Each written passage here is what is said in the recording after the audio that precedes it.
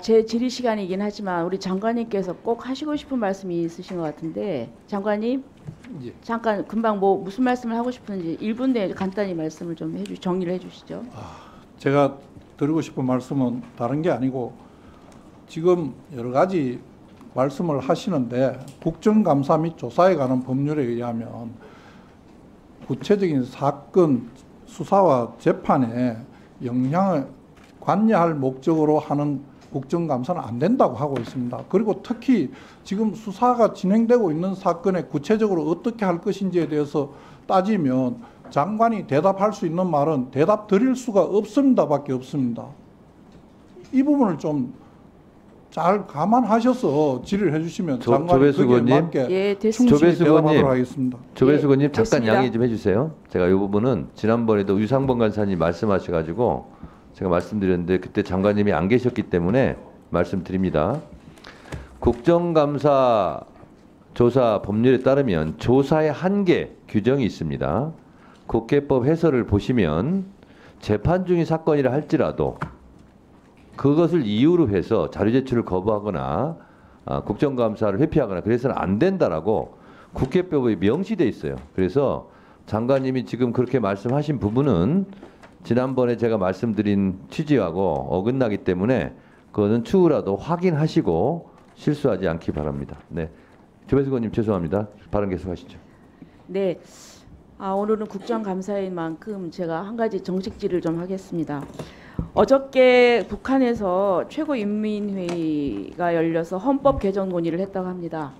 그래서 남측을 제1적대국으로 해서 이제 2개 국가론을 내세웠는데 이전까지는 우리가 남북 기본 합의서에 이렇게 돼 있어요. 서문에 우리 남한 북한의 관계가 나라와 나라 사이의 관계가 아닌 통일을 지향하는 과정에서 잠정적으로 형성되는 특수관계 이렇게 돼 있습니다.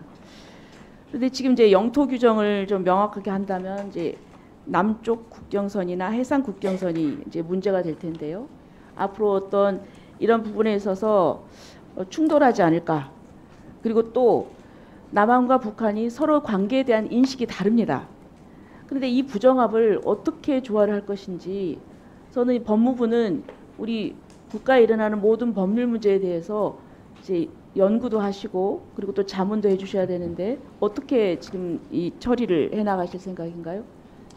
기본적으로 아직 뭐 북한의 헌법 개정이라든지 저 내용이 저희들이 정확하게 알지 못합니다만 그렇다고 하더라도 북한의 헌법 개정 내용이 우리 정부 정책의 기존 헌법 입장에 변화는 주지 않는다고 생각합니다.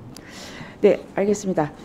그리고 지금 민주당이 이재명 관련 사건 수사 검사들 그리고 또 민주당 관련 사건 수사한 검사들에 대해서 지금 대거 탄핵 소추를 했습니다.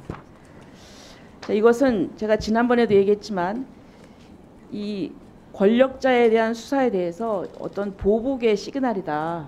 그것은 검사의 수사권을 위축시킵니다. 그래서 권력자에 대한 수사가 제한이 되고 그렇다면 사회 질서를 바로잡지 못하고 부정부패가 만연돼서 피해자는 국민들한테 돌아간다. 지난 10월 2일 날 박상용 그 청문회 보셨나요? 예, 보면은 저는 저 문제가 분명히 1심에서 유죄가 났는데 그리고 또 그 1심 재판에서 그 문제가 된 진술이 회유한 진술이라고 분명히 밝혔음에도 불구하고 모든 걸 감안해서 1심에서 유죄가 났는데 다시 피고인을 불러다가 여기서 장을 만들어주고 이 어떤 일방적인 변명을 하게 하고 저는 마치 그때 국회에서 다시 재판하는 것 같은 그런 느낌이었습니다. 저는 이것은 삼권분립을 위반하고 그리고 또 재판에 영향을 미치기 위함이다. 이것은 사법부에 대한 그런 압박이다. 그런데 저는 이거는 다수당의 검찰 길들이라고 생각합니다. 근데 이 부분에 대해서 뭐 장관님께서도 여러 가지 감회가 있으실 텐데, 근데 이것뿐만이 아닙니다. 지금 다음에 넘겨주세요. 그것뿐만 아니라 이제는 또 방탄 입법을 하고 있습니다. 지금 좀 보세요. 대북 송금 특검법, 수사기관 무고죄, 검찰 수사 조작 방지법, 표적수사금지법, 상설특검 활성화법, 법 왜곡죄. 지금 이 법에 대해서 어떻게 생각하십니까? 이 법 내용 검토해 보셨나요? 예. 여기에 수용할 만한 그런 법이 있나요? 저희들 나름 뭐 여러 가지 문제점을 많이 지적하고 의견을 드리고 있습니다. 입법과 관련된 부분은 향후 뭐 다양한 저희들 입장을 정리해서 계속 의원님들께 설명드리도록 하겠습니다.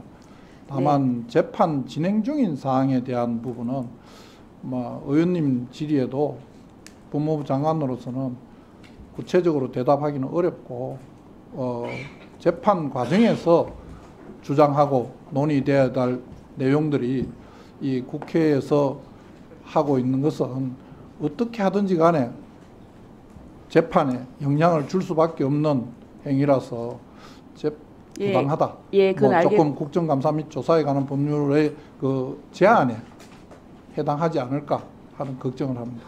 네, 제가 걱정하는 거는 지금 이 입법권은 국가의 발전과 그리고 민생을 위해서 행사가 돼야 되는데 한 사람의 어떤 범죄에 대한 방탄으로 그 입법을 한다는 것이 저는 굉장히 좀 우려스럽습니다. 그리고 또 한 가지, 그다음 넘겨주세요. 그다음에 이제 문다혜 씨가 음주를 했습니다. 그러니까 문다혜 씨는 지금 김정숙 여사 그 문다혜 씨 그 뭉칫돈 이동 문제도 있고, 그다음에 전 사위인 서모 씨 이스타항공 특혜 채용도 있어서 그 논란의 중심에 섰는데요. 지금 이제 7시간 음주 행적을 보면은 불법 주차하고 행인도 칠 뻔했고 파출소 가던 길에 여경팔도 뿌리치고 혈중 알코올 농도가 0.149입니다. 그리고 또 남의 차 문을 열려고 인사불성이 된 것 같아요. 또 음식점 주인은 당시 문 씨가 너무 취한 상태로 보여서 나가달라고 했지만 테이블을 쾅 치면서 술 달라고 했다. 이제 그다음에 혈중 알코올 농도가 0.149는 굉장히 위험한 겁니다. 이거는 이런 상태에서 사고가 나는 경우에 이 살인이 사망한 사고가 많습니다. 그다음에 그런데 문재인 대통령은 당시 이런 얘기했습니다. 음주운전 사고는 실수가 아니라 살인 행위가 되기도 하고 다른 사람의 삶을 완전히 무너뜨리는 행위가 되기도 합니다. 이런 얘기를 했어요. 그런데 정작 그런데 또 보십시오. 근데 이게 정말 문재인 대통령은 음주운전은 살인행위다 이렇게 얘기를 했는데 착한 음주운전이라고 합니다. 음주운전도 착한 게 있나요? 그러니까 자기 쪽에서 지지하는 사람은 뭘 해도 그냥 착합니다. 일부러 희생한 것 같다. 얼마나 괴로웠으면. 근데 저는 이거는 좀 빈당한 거라고 생각합니다. 저기 장관님, 이 부분에 대해서 이렇게 음주도 잘못된 것이지만 그런 음주에 대해서 이렇게 옹호하는 이런 여론에 대해서 이런 현상에 대해서 어떻게 생각하세요?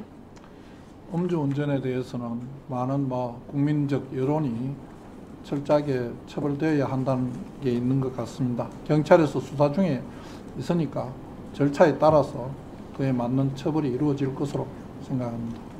네, 이상입니다. 네, 수고하셨습니다. 오늘 오전 질의는 김용민 의원님, 주진 의원님까지 하겠습니다.